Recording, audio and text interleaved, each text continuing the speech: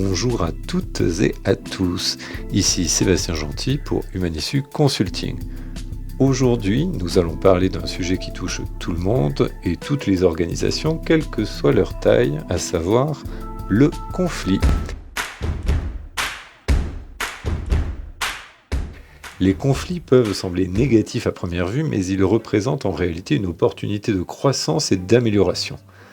Dans cet épisode, nous allons explorer comment transformer les conflits en opportunités de croissance, que ce soit au niveau individuel, d'équipe ou organisationnel. Nous allons non seulement voir les stratégies, mais aussi comment les mettre en place concrètement dans votre organisation. Premièrement, on peut se poser la question, pourquoi les conflits sont-ils inévitables et à la fois essentiels ? Les conflits sont inévitables dans tout environnement où des personnes travaillent ensemble. Ils surviennent lorsque des idées, des perceptions ou des objectifs divergent. Il existe plusieurs typologies de conflits. Un podcast est dédié à ce sujet sur les typologies de conflits. Je vous invite à attendre sa parution qui est pour bientôt. Bref. Mais plutôt que de voir les conflits comme un obstacle, il est essentiel de les percevoir comme des occasions d'apprendre, de comprendre des perspectives différentes et d'innover. Une étude de Harvard Business School en 2023 a révélé que les équipes qui gèrent bien les conflits internes sont 25% plus créatives et 31% plus performantes. Pour transformer les conflits en opportunités de croissance, il faut comprendre les racines des conflits, les identifier, adopter une attitude proactive et mettre en place des processus qui encouragent le dialogue constructif et la résolution collaborative. Chaque organisation doit considérer le conflit non pas comme un échec de communication, mais comme une opportunité de dialogue et de changement. Il faut savoir que la gestion des conflits en entreprise a évolué au fil des années, bien évidemment, passant d'une approche de confrontation à une approche de collaboration. Dans les années 60 et 70, la gestion des conflits était souvent basée sur des principes hiérarchiques, où finalement les décisions étaient imposées par le management. Cependant, avec l'émergence des théories de leadership participatif et de la gestion des équipes, les entreprises ont commencé à adopter des approches plus collaboratives pour résoudre les conflits. Aujourd'hui, la gestion des conflits est considérée comme une compétence essentielle pour les leaders et les managers. Les entreprises adoptent des techniques de résolution de conflits comme la médiation, la négociation raisonnée et le dialogue constructif qui, non seulement résolvent les désaccords, mais créent aussi des environnements de travail plus inclusifs et innovants. La première stratégie pour transformer les conflits en opportunités de croissance consiste à encourager le dialogue ouvert et l'écoute active. L'écoute active est une méthode qui permet de montrer à son interlocuteur que nous sommes réellement attentifs à ce qu'il dit. Cela se manifeste par notre posture, quand on opine de la tête, pour montrer qu'on est en train de comprendre, d'écouter. Cela passe par les yeux qui se posent sur les yeux de votre interlocuteur, et cela passe également par la reformulation. Une phrase que je dis régulièrement et qui va faire sourire certains d'entre vous qui me connaissent, c'est « Si je comprends bien, tu me dis que ». La reformulation est un élément clé de l'écoute active, voire proactive. Et bien évidemment, il s'agit de ne jamais couper la parole. Cette stratégie, donc, consiste à créer un environnement où les employés se sentent à l'aise de partager leurs opinions, leurs préoccupations et leurs désaccords, bien évidemment, sans craindre de représailles. Le dialogue ouvert favorise une culture où les conflits sont vus comme des discussions constructives plutôt que comme des affrontements. Pour encourager le dialogue ouvert, commencez par mettre en place des réunions régulières où les membres de l'équipe peuvent discuter de leurs préoccupations.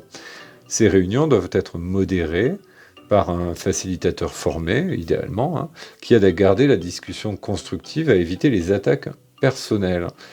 Il s'agit bien évidemment d'utiliser ce que l'on appelle la communication « je », sans jugement d'autrui. Je ne t'accuse pas, j'exprime mes besoins. Une méthode efficace est d'utiliser donc cette fameuse technique de l'écoute active. Cela implique finalement que chaque membre de l'équipe reformule ce que l'autre a dit avant de répondre pour s'assurer que chacun a compris. Donc, si j'ai bien compris, tu me dis que. Le Crédit Agricole, par exemple, a mis en place une politique de dialogue ouvert pour encourager ses employés à exprimer leurs préoccupations et à discuter des conflits de manière constructive. En 2022, la banque a lancé des ateliers de formation sur l'écoute active et la communication non violente. Et cela a permis de réduire les conflits internes d'environ 40% et d'améliorer la satisfaction des employés. Un article publié par Les Échos en 2023 a d'ailleurs souligné que cette approche euh, avait également renforcé l'engagement des employés, sans compter bien évidemment la performance globale a priori de l'entreprise. Alors, comment mettre en place cette stratégie? Premièrement, organiser des sessions de formation sur l'écoute active. Si vos salariés n'en ont jamais eu, il est peut-être temps d'y penser. Ces formations doivent inclure des jeux de rôle et des exercices pratiques. Ça doit être très opérationnalisant tout de suite. Ensuite, deuxième point, créer des zones de dialogue sécurisées, telles que des réunions de groupe de réflexion ou des cercles de parole où les employés peuvent exprimer librement leurs idées et préoccupations. Enfin, intégrer le dialogue ouvert dans les évaluations de performance en encourageant les employés à partager des feedbacks constructifs sur leurs relations de travail et leur communication, par exemple. Autre stratégie, il s'agit d'utiliser la médiation pour résoudre les conflits complexes. En fait, la médiation est une autre stratégie efficace pour transformer ces conflits en opportunités de croissance. En effet, cela permet aux parties en conflit de travailler ensemble avec un médiateur impartial pour trouver une solution mutuellement acceptable. Cette approche est particulièrement utile lorsque les conflits deviennent trop intenses ou émotionnels pour être résolus par les parties elles-mêmes. Maintenant, pour que la médiation soit efficace, il est crucial de former des médiateurs internes ou de faire appel à des médiateurs professionnels externes. La médiation doit se dérouler dans un cadre confidentiel et neutre où chaque partie se sent en sécurité. Cela afin de pouvoir exprimer pleinement ses préoccupations.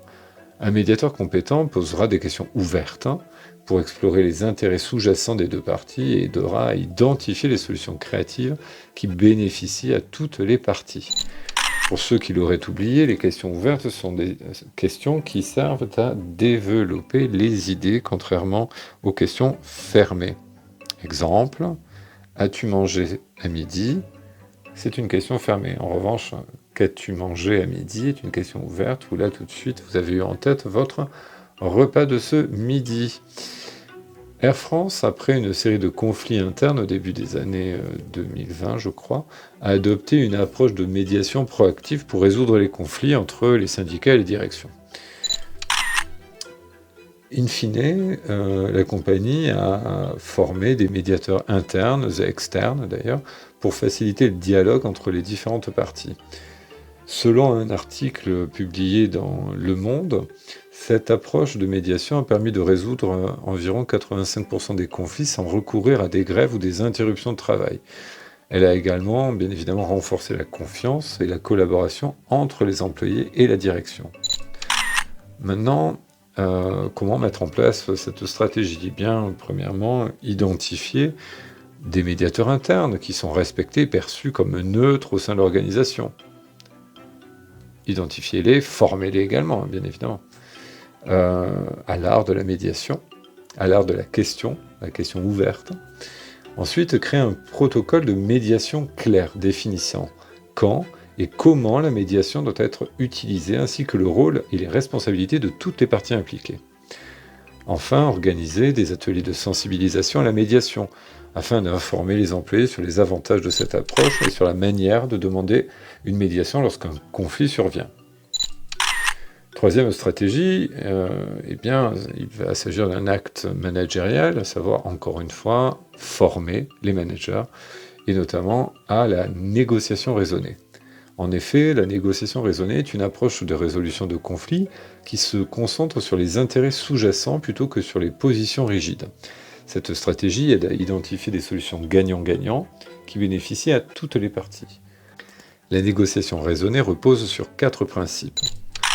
Premièrement, séparer les personnes du problème. On est factuel, objectif et on ne parle pas d'individu mais bien du problème. Deuxièmement, se concentrer sur les intérêts et non sur les positions. Troisième principe, inventer des options, créer des options ou inventer pour un gain mutuel. Donc imaginez finalement les options qui permettent d'avoir finalement une situation de gagnant-gagnant. Et enfin, quatrième principe, insister sur des critères objectifs. Donc, former les managers à ces principes peut leur donner les outils nécessaires pour gérer les conflits au sein de leurs équipes de manière plus efficace. Par exemple, lors d'une négociation, au lieu de dire « je veux que ce projet soit fait de cette façon », le manager peut dire « comment pouvons-nous aborder ce projet de manière à atteindre les objectifs de l'équipe tout en tenant compte de vos idées ?» C'est une approche très différente.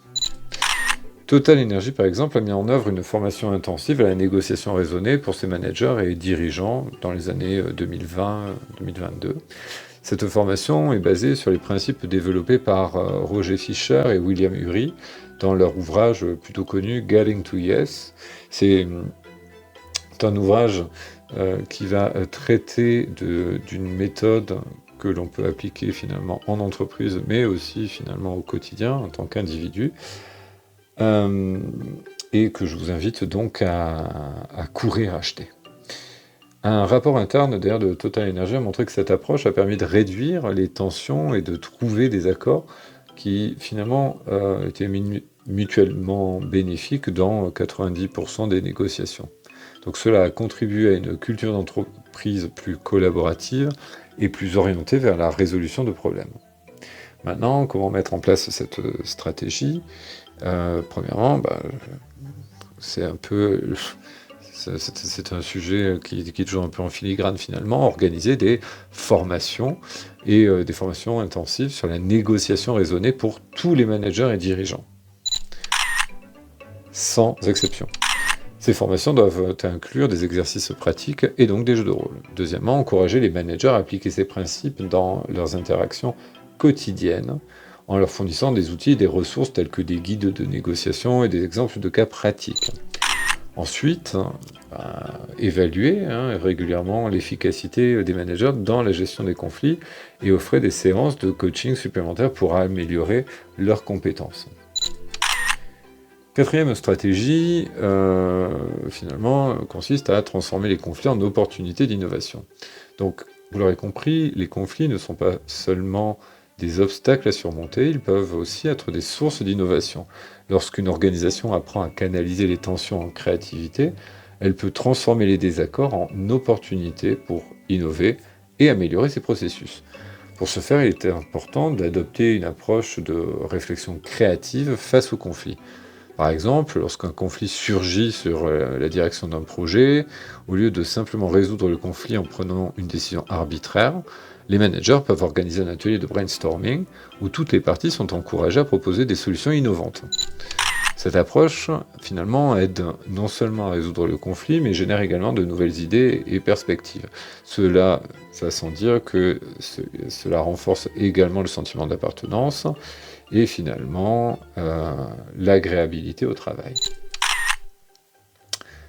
Un exemple, Thales, donc le géant de l'aérospatiale et de la défense, a créé un programme interne appelé Innovation Through Conflict. Ce programme invite les équipes à utiliser les techniques de brainstorming et de réflexion pour transformer les conflits en idées innovantes. Un article publié par Harvard Business Review en 2023 a souligné que ce programme a permis de générer un nombre très très important d'innovatrices, dont 15 ont été développées en nouveaux produits ou services. Alors, comment mettre en place cette quatrième stratégie ? Eh bien, premièrement, organiser des ateliers de résolution créative de problèmes à chaque fois qu'un conflit surgit, et utiliser ces ateliers comme des opportunités pour innover. Fournissez aux équipes des outils de brainstorming et des techniques de réflexion pour canaliser les conflits en idées créatives. Il existe aussi des outils digitaux, bien évidemment, pour ceux qui y sont plus sensibles. Enfin, récompenser les équipes qui transforment les conflits en innovation en offrant, que sais-je, des prix ou des reconnaissances pour les idées les plus créatives et utiles. Stratégie numéro 5, la prévention des conflits est tout aussi importante que leur résolution. Eh bien, cette stratégie consiste à mettre en place des systèmes de feedback continu. En fait, les feedbacks continus permettent de détecter et de traiter les désaccords potentiels avant même qu'ils ne dégénèrent en conflit ouvert. Le feedback continu encourage les employés à exprimer leurs préoccupations de manière constructive, réduisant ainsi les risques d'accumulation de tensions non résolues. Vous m'entendrez régulièrement dire 80% des conflits de ce monde sont issus de la mécommunication, d'une mauvaise communication. Eh bien, le feedback est une bonne communication et c'est un outil à privilégier par les managers pour réduire vraiment les risques de conflit. EDF d'ailleurs a mis en place un système de feedback continu qui permet aux employés de partager régulièrement leurs préoccupations et leurs idées. Ce système inclut des enquêtes de satisfaction, des réunions de feedback en temps réel, des outils numériques pour signaler les conflits émergents. Un article du Figaro a révélé que cette approche a permis de réduire de 50% les conflits formels signalés et a augmenté la satisfaction des salariés. Les enquêtes de climat social sont aussi des moyens qui permettent finalement d'évaluer les conflits et d'évaluer si les feedbacks continus sont efficaces dans la gestion des conflits. Voilà, nota bene pour les RH notamment. Maintenant, comment mettre en place cette 5e stratégie ? Eh bien, première des choses, mettre en place des enquêtes de satisfaction régulières, donc ces enquêtes de climat social, par exemple, qui permettent aux employés de donner leur avis sur leur environnement de travail et d'identifier les zones de conflit potentiels. Deuxièmement, pourquoi pas organiser des réunions de feedback mensuelles où les employés peuvent exprimer leurs préoccupations et recevoir des conseils sur la manière de résoudre les problèmes. Enfin, n'hésitez pas à utiliser des outils numériques pour recueillir des feedbacks anonymes. Je reviens sur l'enquête de climat social, vous l'aurez compris, elle doit être anonyme, d'accord ? Donc, ça va permettre, ces outils numériques, d'identifier également les tendances ou les signaux d'alarme avant qu'ils ne deviennent des conflits majeurs. Pour conclure, les conflits, finalement, font partie intégrante de toute organisation, mais ils ne doivent pas être perçus uniquement comme des obstacles. Vous l'aurez compris, en encourageant le dialogue ouvert, en utilisant la médiation, en formant les managers à la négociation raisonnée et en transformant les conflits en opportunités d'innovation, sans oublier la mise en place des systèmes de feedback continu, bien évidemment, vous pouvez finalement transformer les conflits en catalyseurs de croissance et d'innovation. Je vous remercie d'avoir suivi cet épisode de 2 minutes pour. J'espère que ces stratégies vous donneront quelques clés pour transformer les conflits en opportunités positives dans votre organisation. N'oubliez pas de vous abonner pour ne pas manquer les prochains épisodes et n'hésitez pas à consulter nos vidéos très courtes, celle-ci de 2 minutes, sur LinkedIn et YouTube pour des conseils pratiques et rapides. À très bientôt pour une nouvelle exploration des compétences pour les leaders d'aujourd'hui et de demain, j'espère. Ciao.